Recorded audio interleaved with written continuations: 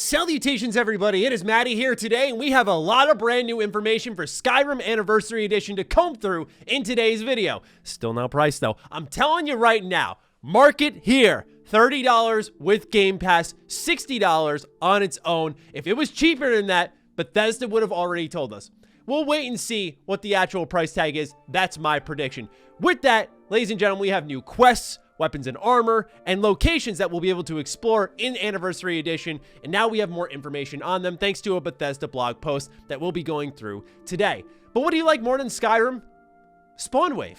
Yeah, how do you not like Spawnwave? And guess what? Spawnwave and I did a little collaboration over on Retro Rebound. Now, we only have one video up on Retro Rebound this week, so I especially want y'all to check this one out. As I said, fantastic collaboration with the one and only Spawnwave, and we talk about 10 Nintendo 64 games that need to be added to Switch's online service. So go ahead, check that out. We'll be back to our 2 videos a week schedule starting next week. Just this week was a clusterfuck. That will be linked in the description down below. Anyway, let's dive in to Skyrim Anniversary Edition. Kicking things off, Necromantic Grimoire. Rule over the realm of life and death with the Necromantic Arts Pack. This creation features a unique Necromancer robe with all new enchantments and variants, plus 13 Necromancy-themed spells, allowing you to conjure a wide variety of skeletons, apparitions, and powerful creatures, including the mighty Bone Colossus. Created by Virginia Steelfeather Smith, these items can be purchased at vendors and appear in containers. Funny enough, this was one of the ones that leaked many months ago when we were talking about Skyrim Anniversary Edition. Next is Dwarven Home. Operate the downstairs manufactory and build automatons to restore this cavernous home to its original luster. Once rebuilt, its spacious halls make it the perfect residence for any fan of Dwemer architecture and engineering. Creation by Flanard and Arthmore. And this quest starts by reading Seek Ancient's Artifact Journal, Volume 1, in Frozen Hearth in Winterhold. I like this, that they're giving us the deets on where to find everything. So again, as I said in our last Skyrim Anniversary Edition news update, if you wanted to just do the new content, they are making it very clear how you can go ahead and just do that. Next up, we got Goldbrand, not to be mistaken with Gold Dust. The legendary katana Goldbrand has been wielded by those who have turned the pages of history. Now this weapon is returned to Skyrim at the resting place of one such hero. Discover the ancient tomb and be the one that writes its next chapter. The A Matter of Pride quest starts by finding Arenia in the Seculum of Boethia, west of Windhelm. Next one, this one's pretty cool. Farming. Build, upgrade, and manage your own farmstead in the heart of Whiterun. Elect a steward to oversee its day-to-day operation, and purchase upgrades such as animal pens, windmills, apiaries, and stables. Whether it's building a commercial empire, growing crops, or working with animals, there's no shortage of gameplay options here. Created by Virginia Steelfeather Smith, the Unquiet Dead quest begins by investigating Golden Hill Plantation east of Rorikstead. Shout out to all my Dragon Quest Builders 2 fans out there, all 5 of you who are there on this little island with me, bringing in e-hugs and all that stuff. I like farming in games. Now, I'm not talking JRPG, farming my brains out. I'm talking just a little bit of quiet farming, a break from the intensity. Adding this to Skyrim makes me very happy. Between this, fishing, there's a new quality of life there inherently that I am unreasonably excited to get my hands on. But that's not all. Let's keep going. Bittercup. In the forest of Falkreath lies a mysterious altar promising the gift of a single boon. Walk the path that reflects your desire or lack thereof, and embark on a unique adventure based on that choice. Discover the fabled Bittercup and 3 separate quests. These quests are by Chris Takahashi. The quest A Dying Wish begins by reading Mysterious Altar at the Dead Man's Drink in Falkreath. I like what I just saw, which is something we really don't see in Skyrim outside of the Civil War. Choice. Yeah, remember when Elder Scrolls was all about that choice? Remember when Bethesda was kind of all about that choice? I remember. And I'm hoping Starfield does that, by the way. The Mythic Dawn returns, scavenging pieces to build and open an Oblivion gate to the realm of their master Mehrunes Dagon. Daedric machinations await you, but so do Daedric rewards. In this adventure, you'll hunt down the Mythic Dawn cult, last seen in force in the Elder Scrolls 4 Oblivion. They look to reconstruct one of the gates of Oblivion's crisis, and it is up to you to stop them. Your adventure will take you underground to the ancient Iliad ruins of Riel. Not only is this an opportunity to revisit this classic dungeon, but also fight its undead inhabitants, the Whites. Fight your way through this dungeon to their moldering leader and learn more of the Mythic Dawn's plans. Additionally, the Iliad Ruin Dungeon Kit is being added to the base game as a free modders resource for PC, Xbox, and PlayStation systems, just like the Root Dungeon Kit added in 2019. We can't wait to see what new locations our amazing modding community designs with this new kit. Okay. Now, there is the negative that mods will be set back. I think of something like Sky Oblivion, which I cannot wait for. And some of those are going to suffer major setbacks. But getting these new kits involved here is good for the future of modding, right? It's smart that Bethesda's upgrading the compiler and they're getting more modern tech involved in Skyrim for the future of this game. But man, there are going to be some setbacks on mods. So seeing that at least there's something being added there is kind of good, but I don't know how folks are feeling about the trade-off with, again, some of these large-scale mods that are taking so much work and they're built on these very thin sticks that can easily snap.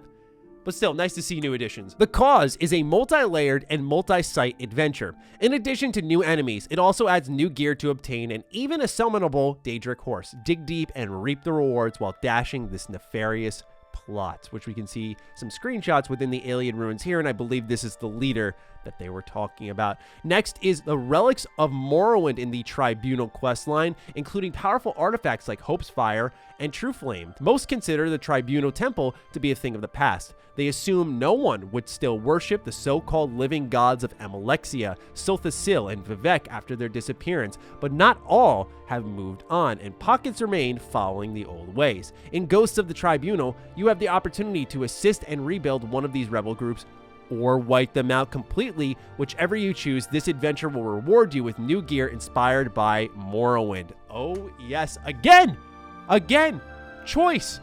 Thank you. Why was it so hard to do this in the first place? But I think it's a solid sign of things to come, even though modders are working on this. The contest.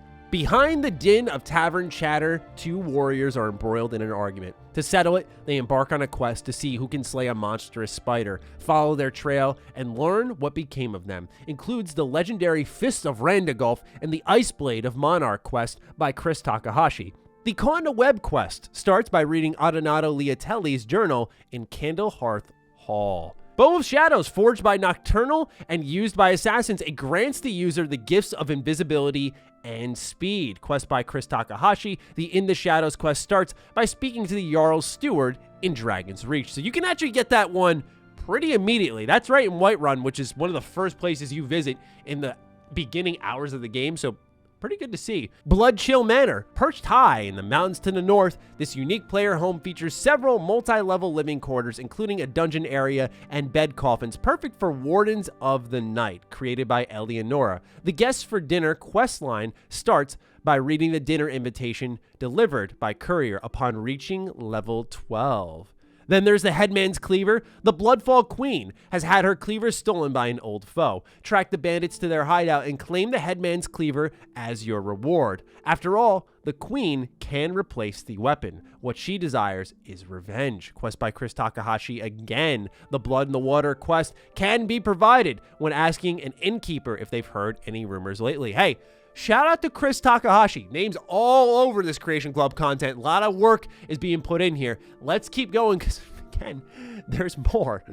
Fearsome Fists. From iron to dragon plate, this creation offers 15 gauntlet variations that can be crafted, purchased, or found in the world. Each pair has been affixed with spikes, blades, or horns to give you impact to your unarmed attacks. Mix and match with existing armors to diversify your look, which was created by Hoth Trooper 44 with quest again by Chris Takahashi. These items will appear at vendors in chests and can be crafted at any forge. Again, a lot of locations, a lot of armor, a lot of quests to do here, where this is turning into more of an expansion-sized piece of content, which I don't think many people expected. And again, Billy Mays flowing through my veins here.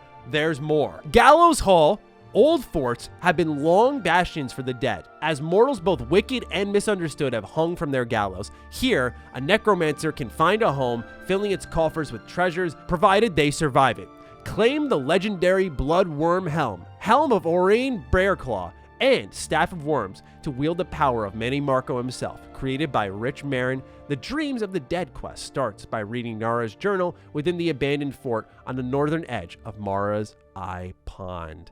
Then we have the Redguard Elite Armaments. This is some Elder Scrolls 6 territory. Connect with a network of Redguard agents known as the Remnants and help them recover one of their own from the Thalmor. Includes a brand new set of light armor plus 2 new weapons, such as the legendary Yokodon Sword Bone Shaver, created by LH. And the interception quest starts by talking to Azadi in Shore's Stone, far north of Riften. Again, there are books in Skyrim that indicate that we will be going to Hammerfell.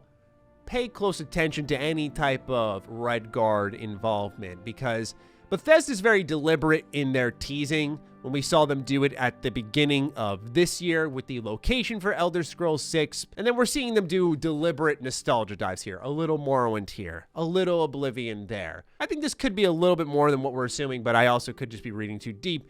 Anyway, more content. Let's keep rocking. Staves. The creation features 7 classic staves from the Elder Scrolls 3 Morrowind. Purchase staves with unique enchantments from Master Neloth, or buy an enchanted staff and apply one yourself, which is once again by Chris Takahashi, and these items will appear at vendors and in chests. Ladies and gentlemen, take a breath. That is all of the new content that they've announced thus far. Our biggest update yet on Skyrim Anniversary Edition. Some player homes, some new weapons and armor. A lot of these new weapons and armor will be, as I said, just to make it very clear, like a quick half-hour quest here or there. But then some of these are multiple ending style quest lines, and that to me is very, very exciting. So I can't wait to see how all of those play out, and I'm just going to be hunting down all of this new content. But more than anything, I am itching to know this price. Like, it shouldn't be living rent-free in my head, but Bethesda has planted a sign and they're just living there right now, and I'm like, what are you gonna charge us? It's got to be 60. It has to be, and the upgrade is gonna be ludicrous, unless they have this galaxy brain idea of, well, we want them to know all the content first, then we'll give them the price tag. It's like, oh, Bethesda, come on. Anyway, ladies and gentlemen, enough of me. I'd love to hear from you. What do you think of everything going on with Skyrim Anniversary Edition, from lack of price to all of this new content? I'm certainly looking forward to seeing your thoughts, so fire away. Other than that, follow me on Twitter, follow me on Instagram. Those links are in the description down below. And a big thank you to all the patrons and all the members who continue to support the hell out of the content here. Stay sexy, stay active. I love you all. Peace.